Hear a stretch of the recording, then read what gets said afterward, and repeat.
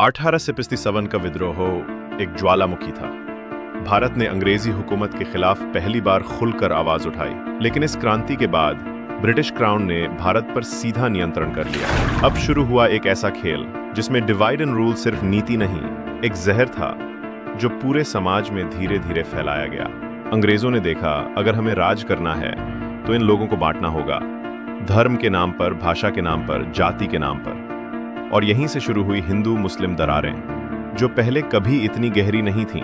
एक तरफ कांग्रेस, जो पूरे भारत को एक राष्ट्र मानती थी, तो दूसरी तरफ 1906 में बनी मुस्लिम लीग, जिसका उद्देश्य था मुसलमानों की अलग पहचान। शुरुआत में ये केवल अधिकारों की मांग थी, लेकिन धीरे धीरे एक अलग राष्ट्र की मांग बनने लगी। और फिर आया 1930 का इलाहाबाद अधिवेशन, जहां मोहम्मद इकबाल ने दो कौमी नजरिए की बात की। ये कहा गया कि हिंदू और मुस्लिम दो अलग अलग कौमें हैं, इतनी अलग कि साथ नहीं रह सकती। इस सोच ने धीरे धीरे लोगों की सोच को बदलना शुरू कर दिया और 1940 में आया लाहौर प्रस्ताव, जिसने पाकिस्तान की नींव रखी। अब तक बंटवारा सिर्फ एक विचार था, पर यह आग अब सुलग चुकी थी।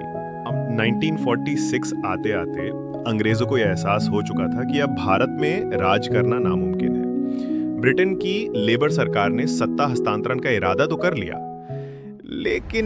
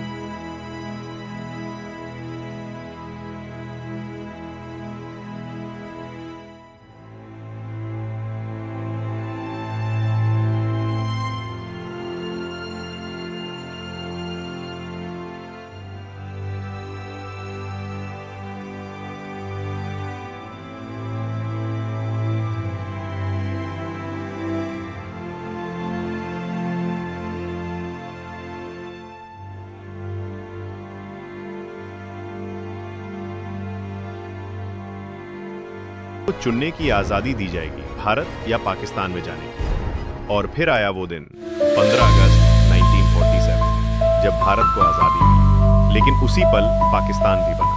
जश्न और जुदाई साथ साथ आई। लोगों को बताया गया, तुम्हारा गांव अब पाकिस्तान में है और तुम्हारा भारत में। लाखों को अपना घर छोड़कर जाना पड़ा, पर असली तबाही अब शुरू हुई।